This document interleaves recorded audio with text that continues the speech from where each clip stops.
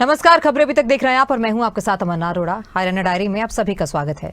मुख्यमंत्री नायब सिंह सैनी के नेतृत्व में हरियाणा सरकार गांव से लेकर शहरों तक विकास को नई दिशा देने में जुटी है।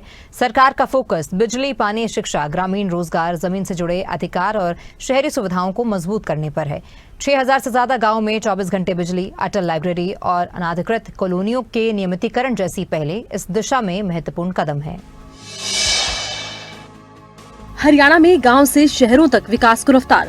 6000 से ज्यादा गांव में 24 घंटे बिजली, गांव में अटल लाइब्रेरी की सुविधा, ग्रामीण रोजगार को मजबूत करने पर जोर, शामला देह भूमि पर मालिकाना अधिकार की प्रक्रिया, सैकड़ों अनअधिकृत कॉलोनियों का नियमितीकरण, स्थानीय निकायों को सशक्त कर शहरी विकास पर जोर। मुख्यमंत्री नायब सिंह सैनी के नेतृत्व में हरियाणा सरकार गांव में बुनियादी सुविधाओं को मजबूत करने पर जोर दे रही है।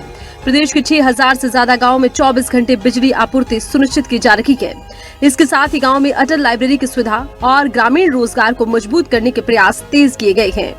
प्रदेश में मुख्यमंत्री शहरी स्वामित्व योजना के तहत 20 साल से अधिक समय से दुकानों व मकानों पर काबिज व्यक्तियों को मालिकाना हक दिए गए हैं। भाइयों बहनों, हम जानते हैं कि प्रदेश के विकास का मार्ग गांव की गलियों से होकर के गुजरता है। हमने गांव के विकास के लिए भी तिजोरी खोल दी है। मैंने चालू वित्त वर्ष में ग्राम विकास के लिए 8704 करोड़ रुपए का प्रावधान किया है। हमने पंचायती राज संस्थाओं को कई प्रमुख विभागों का काम सौंपा हुआ है और विकास कार्यों के लिए ग्रांट की राशि सीधे ही पंचायतों के खातों में जमा कराई जाती है। पंचायती राज संस्थाओं का सशक्तिकरण करते हुए हमने ग्राम पंचायत द्वारा करवाने की लिमिट, काम करवाने की लिमिट 5 लाख से बढ़ा करके 21 लाख रुपए की है। साथियों, बिजली के क्षेत्र में ऐतिहासिक सुधार करते हुए आज प्रदेश के 6000 से अधिक गांव में हमारा गांव जगमग गांव योजना के तहत 24 घंटे बिजली दी जा रही है। साथ ही 30 लाख से अधिक ग्रामीणों घरों में नल से स्वच्छ जल पहुंचाया जा रहा है।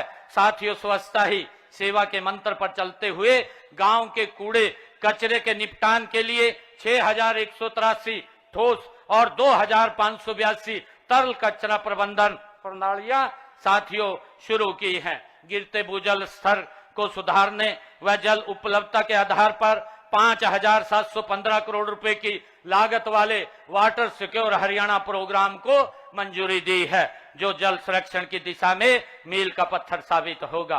गांव में अब 996 अटल लाइब्रेरी खोली जा चुकी हैं। चालू वित्त वर्ष में 1000 नए अटल पुस्तकालय खोले जाएंगे। साथियों, हमने श्यामलात भूमि पर रहने वाले परिवारों को 2004 की कलेक्टर दर के केवल 1.5 गुना मूल्य पर भूमि खरीदने का अधिकार साथियों दिया है। हरियाणा सरकार ग्रामीणों के हित में जमीन से जुड़े अधिकारों पर भी कार्य कर रही है।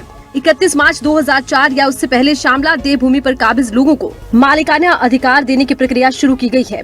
सरकार का उद्देश्य ग्रामीणों को उनके अधिकार दिलाने के साथ ही आर्थिक और सामाजिक रूप से मजबूत करना है।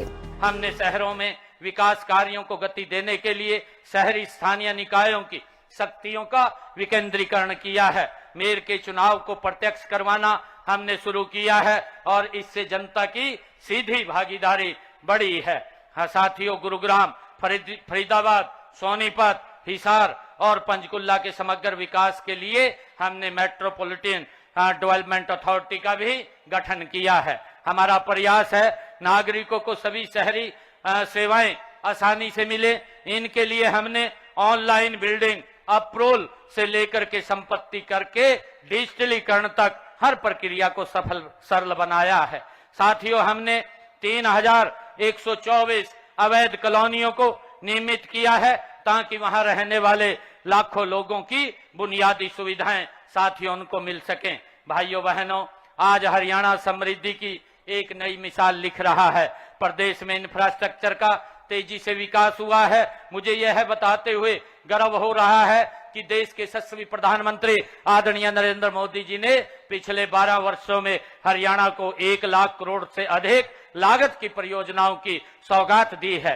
पिछले लगभग 12 वर्षों में हरियाणा में 22 नई राष्ट्रीय राजमार्ग घोषित किए गए हैं, जिनमें से 14 का काम पूरा हो चुका है। मुख्यमंत्री नायब सिंह सैनी के नेतृत्व में शहरी विकास को भी नई मजबूती दी जा रही है। स्थानीय निकायों को सशक्त करने के साथ ही प्रदेश भर में सैकड़ों अनअधिकृत कॉलोनियों को नियमित करने का अभियान चलाया गया।